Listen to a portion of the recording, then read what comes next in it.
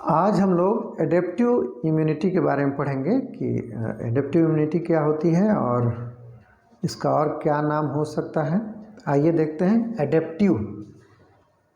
इसके पहले आप देखें इनेट इम्यूनिटी, ये दूसरा है एडेप्टिव इम्यूनिटी। एडेप्टिव इम्यूनिटी इसमें देखेंगे, इसको एक और नाम से जानते हैं। एडेप्टिव इम्यूनिटी को एक्वायर्ड इम्यूनिटी भी बोलते हैं, तो लिख सकते हैं adaptive immunity is also known as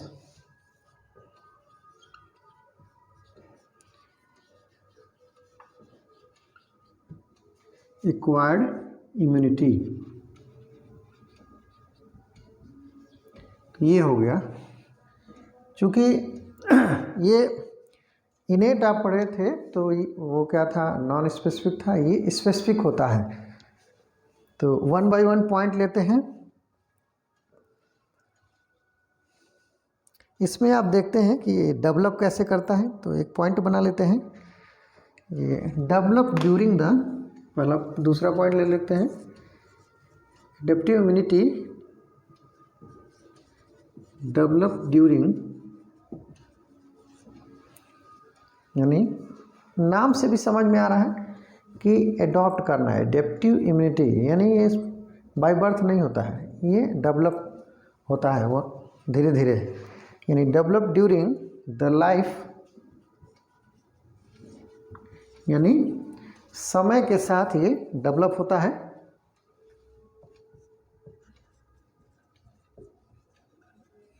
समय के साथ धीरे धीरे डेवलप होता है।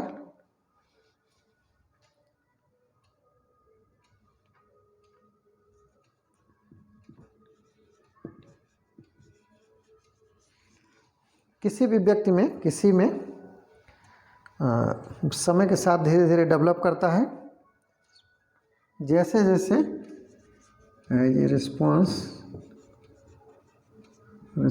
टू इन्फेक्शन, जैसे जैसे कोई चीज़ें आती हैं, इन्फेक्शन होती है, एंटीजन आते हैं, तो धीरे धीरे डेवलप होता है।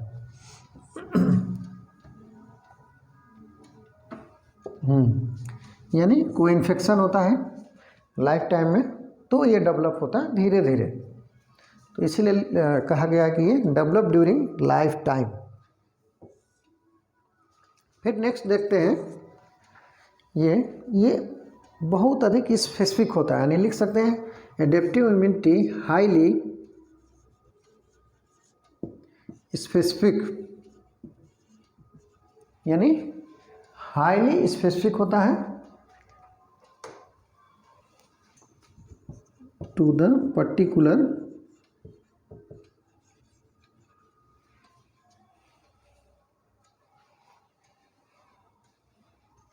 पैथोजन।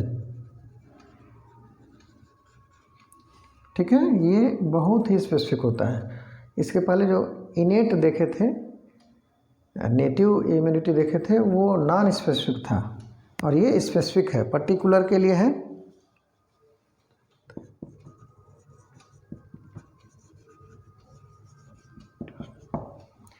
जो इसको इंड्यूस करता हो। ठीक है, फिर एक और पॉइंट देखते हैं, चौथा, एडेप्टिव इम्यूनिटी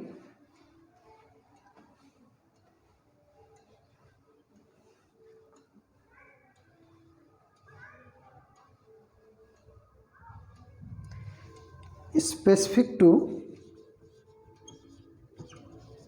पैथोजन, यानी पैथोजन के लिए स्पेसिफिक होता है, ये बहुत ध्यान देंगे। फिर पांचवा पॉइंट ले लेते हैं, ये बॉडी सेकेंड लाइन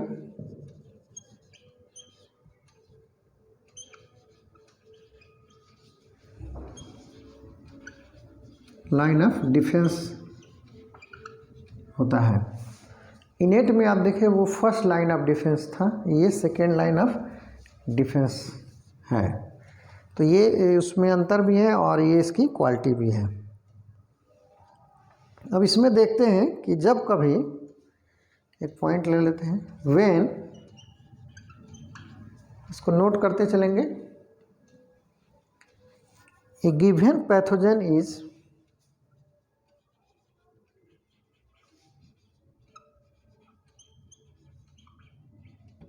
जब कोई पैथोजन नया होता है, इज न्यू, जब कोई नया पैथोजन होता है इसके लिए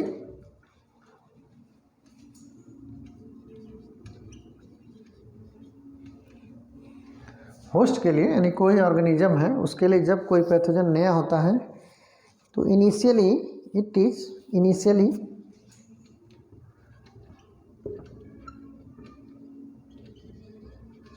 नोट करते चलेंगे, शुरुआत में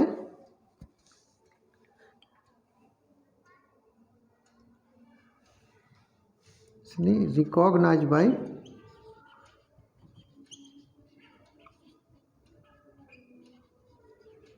इनेट, शुरू में कोई नया आता है, चूँकि इनेट नॉन स्पेसिफिक था इसलिए इनेट इम्यूनिटी उसको रिकॉग्नाइज करता है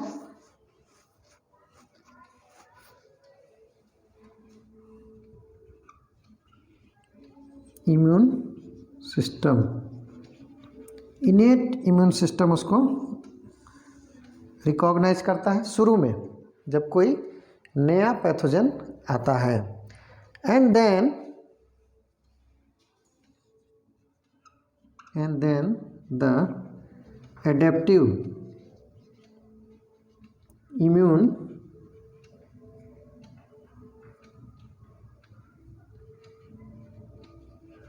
उसके बाद एडेप्टिव इम्यून सिस्टम एक्टिवेट होता है, यानी adaptive immune response is activated.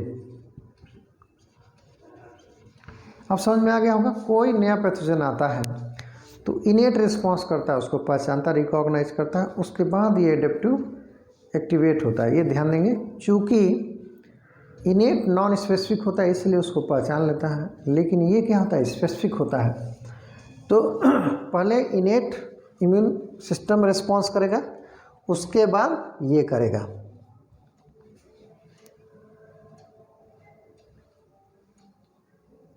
अब देखते हैं ये जो एडेप्टिव इम्यूनिटी होती है, नेक्स्ट पॉइंट ले लेते हैं, 7वां पॉइंट यहाँ कर लेते हैं, नीचे दिखेगा नहीं। ये एडेप्टिव रिसेंट इवोल्यूशनरी फिनोमिनन होती है, यानी adaptive immunity is a recent evolutionary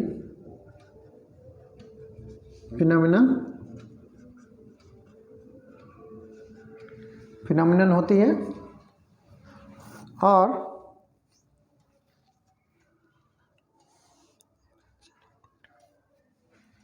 एराइजन in vertebrates में ये एराइज हुई। अब कुछ इसके एग्जाम्पल देख लेते हैं। अब इसी में देखते हैं कि वर्टिब्रेट में दोनों इनेट और एडेप्टिव दोनों प्रोटेक्ट करते हैं, यानी वर्टिब्रेट में इनेट और एडेप्टिव इम्यूनिटी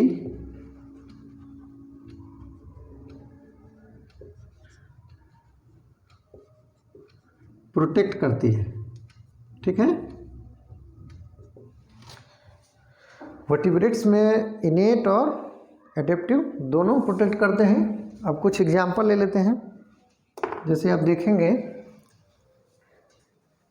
इसके एग्जाम्पल ऊपर लिख लेते हैं, जैसे पस सेल्स, फिर आप देखेंगे स्वेलिंग होता है, स्वेलिंग होता है, पेन होता है। ये सारे एग्जाम्पल किसके हैं? एडेप्टिव के हैं। फिर रेडनेस होती है,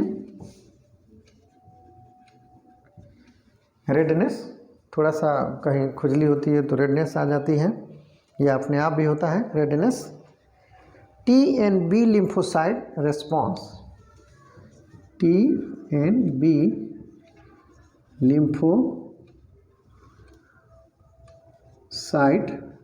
रेस्पॉन्स, ये एडेप्टिव रेस्पॉन्स के सब एग्जाम्पल हैं। तो सबसे इम्पोर्टेंट है adaptive, second line of body, second line of defence होता है, और ये स्पेसिफिक होता है एडेप्टिव। दो बहुत ही इम्पोर्टेंट पॉइंट हैं। और स्पेसिफिक होता है जबकि आप देखें उसमें इनेट में वो नॉन स्पेसिफिक। जैसे कोई भी आता है पैथोजन इंटर करता है तो पहले इनेट वर्क करता है, उसके बाद ये वर्क करता है उस पर। स्पेसिफिक होता है और इसमें body second line of defence होता है।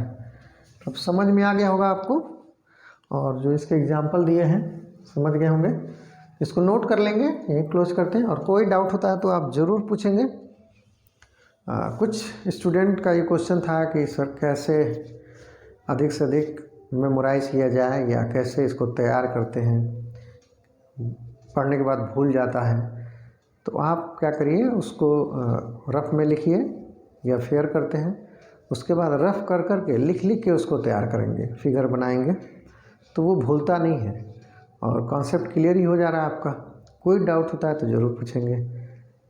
तो थोड़ा सा मेहनत करेंगे, कोई शॉर्टकट नहीं होता है। आप मेहनत करेंगे, मेहनत इन द सेंस टेबल कुर्सी बैठेंगे, लेट कर नहीं पढ़ेंगे और रफ करेंगे, लिखेंगे इसको, इस पॉइंट्स को, मेन पॉइंट बस लिखेंगे। उससे रिलेटेड फिगर होगा तो फिगर बनाएंगे, तो अपने आप आपका कभी भूलेगा नहीं। और एग्ज़ाम के समय वो कॉन्सेप्ट एकदम क्लियर आते हैं। तो इसलिए घबराना नहीं है, स्टेप बाय स्टेप आप चलिए, कोई दिक्कत नहीं है। मोटी किताब देख के घबराएंगे नहीं। तो ये आपका एडेप्टिव इम्यूनिटी है, और इसको हर पॉइंट को नोट कर लेंगे।